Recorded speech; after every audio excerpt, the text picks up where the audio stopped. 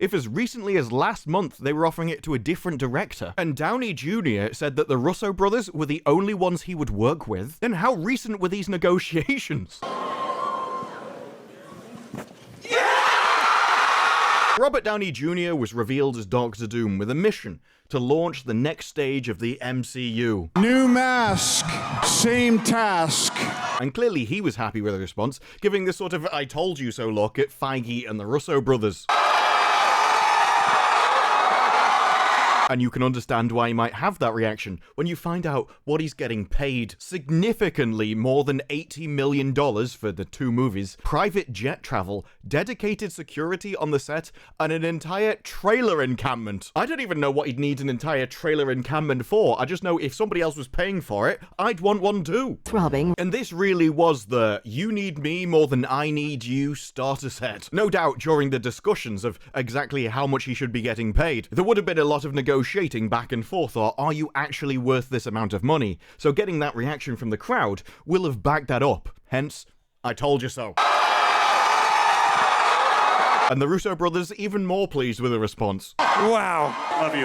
Love you. Wow. So great then, no problems, everybody's happy. At least in Hall H. And on his Instagram, they got 17.5 million likes just for a photo. The issue was, a lot of that reaction spur of the moment, they got the actor that they really liked back, who was Iron Man. So they cheered when they saw his face, and then they started to think about it and how it doesn't really make any sense. And so the response and the article started to come back. Marvel fans condemn desperate Doctor Doom news as Robert Downey Jr. returns. This feels so lazy. People would have thought you were desperate when you brought him back as Iron Man. Now you're not even bringing him back as Iron Man. It came across as a spur-of-the-moment thing after axing Jonathan Majors. A desperate move for a flagging franchise. And of course, all of the articles just love to point out that, hang on, Doctor Doom is Romani. And as we all know, the one thing that Marvel despises is race swaps. They'd never do that. I'm still hoping I can get a part in Black Panther, add a bit of diversity to it. Maybe some mercy's in order. These dogs deserve nothing but our boot.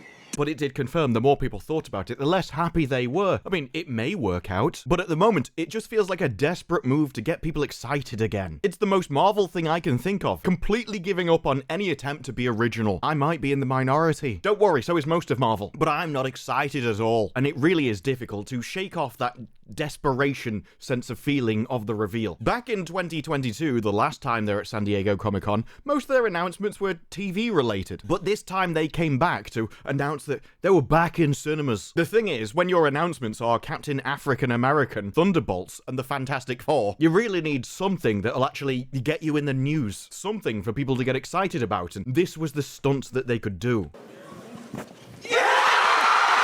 The only time Marvel gets this much attention is when they make something really awful and it costs them $300 million.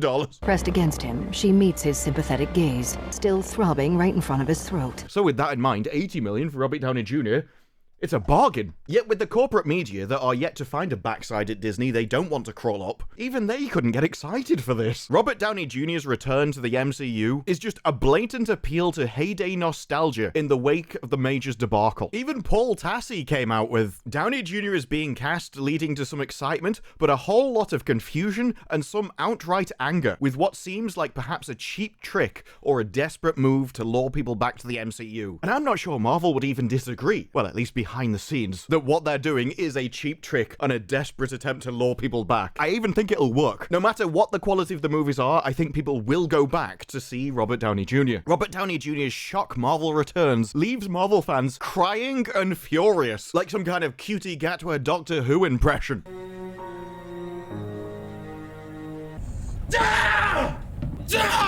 Or much like Jonathan Majors himself, who ended up trending after the reveal. But perhaps the strangest take to emerge on the web came from, well, a predictable source, if you had to guess. That would be IGN, yes. Marvel had a huge Doctor Doom reveal, but it was somehow still a letdown. Now, I know what you're thinking, that's much like everybody else's take, isn't it? Not when the byline is it our fault? I'm sorry? Are you under the impression that I can control Marvel with my mind? Feige did a huge reveal, but my response was, okay, I mean, cool, I guess. There's a whiff of desperation about the whole thing. Downey Jr.'s recap recasting is the greatest, but not in a good way, example of the Marvel trend. But still, it's only fair to ask if we, the fans, are the problem. No piss off, you miserable git. Once again, for the low IQ imbeciles at the back, it's impossible for the audience to be any problem. Every single thing the audience demands is entirely justified. If they want Robert Downey Jr. to wear a tutu and dance around in the Avengers, that's what the audience gets, because they're the pissing audience. They are the ones that you have to please, and it doesn't matter what Disney or Robert Downey Jr. think about it. If the audience suddenly demanded that every single actor in all of Hollywood is a dwarf with one leg, that's what you put on the pissing screen. And it doesn't matter how many slurs you think they are, they get what they want. That's how business works. That's why Marvel's been failing. But as the Zoomers say, this is IGN, let him cook. It doesn't matter if he makes a crap sandwich as long as he's the only one eating it. Way to set feminism back a few decades. We wanted a shared universe for as long as I can remember. Now we're complaining about the return of the franchise's centerpiece star. Yeah, because it undercuts his death if you can just bring him back. Now you're not even bringing him back as the character people loved, you're bringing him back as a different one. You've essentially made the worst of every world. But this isn't Kevin Feige or Marvel's fault. The dude brought big news to the SDCC, but we always wanted more and more. Could it be that the reason we're getting meta-casting and universe-ending things is because Marvel thinks that that's what we want? Because we always want more. Don't you know you wanted the Marvels? You wanted every single girl boss crammed into every crevice. You were like, what if we take normal morality and then turn everybody evil? We just pretend it's good. What if we pretend that everybody is equal and then hire Reet? They'll make the same quality of movies as everybody else. This is a crazy idea, I know. Well, as long as you know you're insane, I think that makes it better. But maybe, just maybe, it's okay if the MCU doesn't recover from its current malaise. You know what, guys? We'll survive. There are other things to consume. What? You spent this entire article defending the MCU and talking about how it's our fault, and then goes, yeah, but if it dies, it's fine.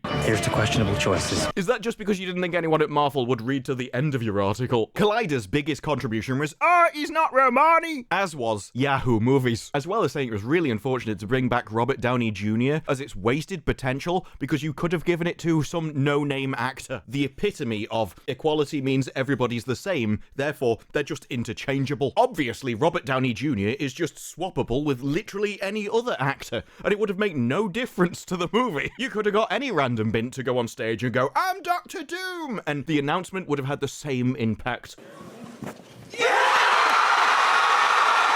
Wouldn't it? Yahoo Movies. This is the same attitude and low quality of person which has destroyed Hollywood in the first place. I think the thing is, though, when you're spending this amount of money just on one actor, you have to ask, are you just doing it for these two movies, or do you have something longer in mind? When Downey Jr. was on stage, he basically said what the intention was. New mask, same task.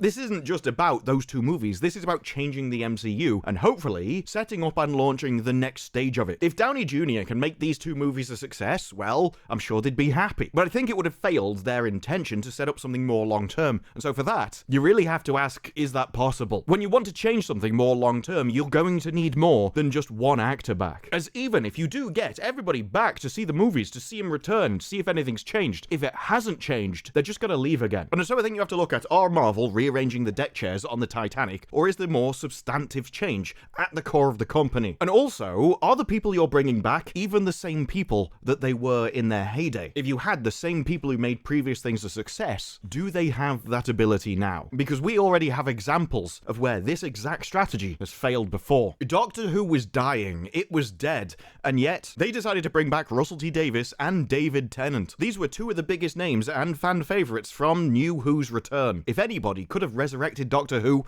it was those two. And instead we got this. Yes, we know. We know everything. Thanks. And you know nothing? Rather than resurrect the show, they put the final nails in its coffin. They doubled down on what New Who already was. We've got all that power, but there is a way to get rid of it. Something a male-presenting Time Lord will never understand. They doubled down on what the BBC wanted it to be. You stupid woman with your weird child! Because they weren't the same people that they were years ago. We're not just fighting the flood, we're fighting time itself, and I'm gonna win! That's who I am, Time Lord victorious. No one should have that much power. Tough. As society has changed, they'd changed with it. And quite frankly, what you need to stand in the way of that change is an arsehole. A massive arsehole. You need an absolute, complete, 100% prick. Because only they are willing to stand in the way of society's change and go, you're all pissing lunatics, you need to be fired. To actually change the course of a franchise, it requires a spine. And they didn't have one. It's such a tiny bunch of little whinging are on the wrong side of history and they'll all go away soon. And so will Marvel bringing back the Russo brothers and Robert Downey Jr. have the same effect, because a lot of old Disney are still there. The ones who have guided this ship on its current course into the rocks. The core of Disney, the workforce, is still the same people that made the previous movies. Black Girl Magic! The ones that died. And the company still has the same beliefs and ideological principles that it did previously as well. All the hiring procedures which force you to prioritize things apart from quality, they're still there. You still have to hire crap workers in order to hit numbers. Even with the best circumstance, if you brought back the best creators, it's still going to be an exercise in can you make a quality movie despite the problems that Marvel will put in our way, rather than we've got the freedom to make the best thing we can do. And I've got to be honest, I don't have a lot of faith in the Russo brothers as it is. Yes, back in the day, they did make Avengers Infinity and Endgame, but I already don't like Endgame. Nor am I a recent convert to disliking. I hated it the moment I walked out of the cinema. I hated it while I was watching it. It was so bad.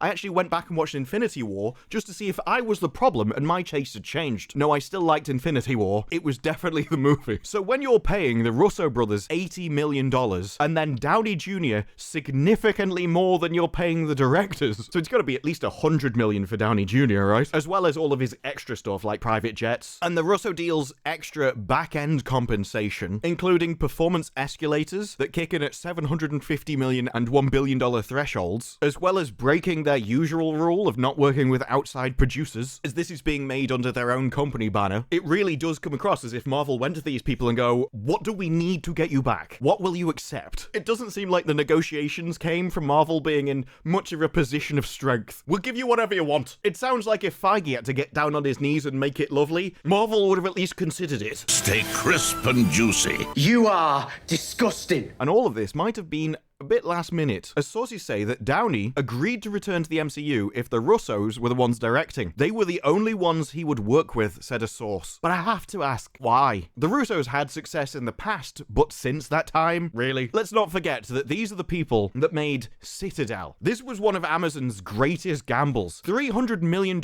for 5 hours worth of content. 6 episodes. $50 million an episode. And it flopped. This was Amazon's big bet for a global franchise. This wasn't just going to be one series. They were already working on foreign language versions of the show. The aim was that you would have a global spy show with a mothership US language central series alongside other versions in other countries. All these versions would be related to each other, but exist independently and distinctly. Jennifer Sulky went to the Russo brothers as her tentpole series. I mean, yes, they do have Rings of Power as a really expensive thing, but this was going to be Amazon's biggest owned property. We have a central series in the US and loads of spin-offs across the entire world. The Russo brothers were the ones that went to launch all of this. Just like the Marvel movies where they wanted to launch the next phase of the MCU, the Russos were meant to launch Amazon's own franchise. And they failed.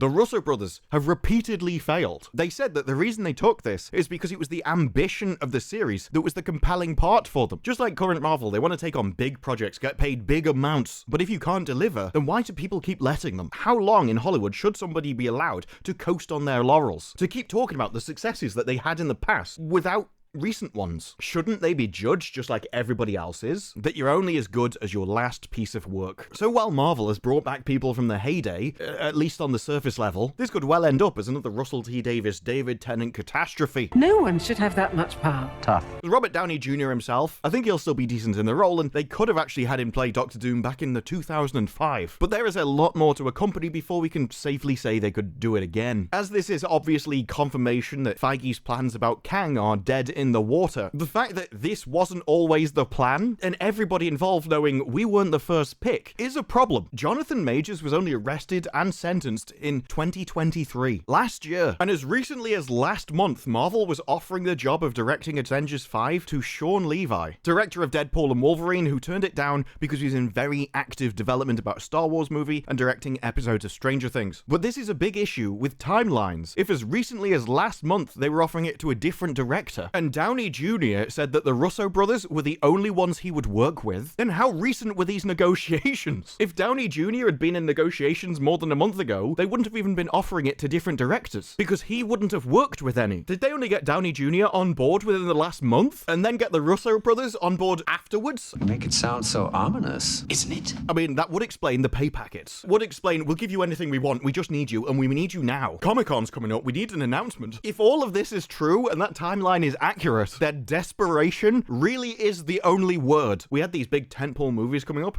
We had to make an announcement about them, and we had nothing. I know. Let's just go back to when things were working and get them last minute. And Vulture also brings up, despite directing several of the most MCU entries of all time, they have failed to continue delivering monocultural moments as filmmakers outside the Marvel fold, as they did Netflix's The Grey Man and Cherry for Apple TV, neither of which generated positive reviews or much enthusiasm from streaming viewers. What does all this mean for Marvel's content strategy going forwards? That it's hedging its bets, which might explain why the fans don't really know how to feel. There was initial excitement as they saw the guy they liked back, and then they thought about it more, and after the initial excitement faded, they were left with confusion and disappointment, and how it all just feels a bit awkward. Was it really planned, or a desperate last-minute move to try and get some excitement back into Marvel? And I have to be honest, I do think it'll work. At least the first movie. I do think that people will return to the cinema to see Robert Downey Jr. That's probably what they were banking on. But the entire thing is very Marvel. From perhaps the last-minute hiring to just, it's the same company underneath. What we've essentially got at Marvel is an iceberg. Sure, we can see the actor and the director and the producers, the screenwriters, but underneath, it's still being made by the same people. It's still being hamstrung by the same people. The rules, the regulations of the company are still there underneath the surface. And Marvel are proud of that. We've heard nothing about Marvel restructuring its company, firing all those people that made those rules and regulations in the first place. How they wanted to return to the core of what made good movies. I do think Deadpool and Wolverine prove that if you just go back to basics, you can make an entertaining movie that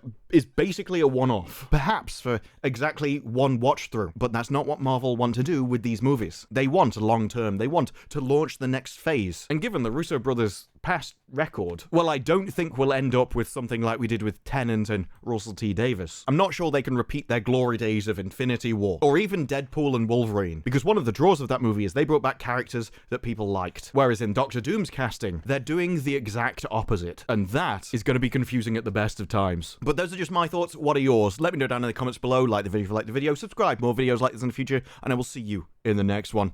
Bye-bye.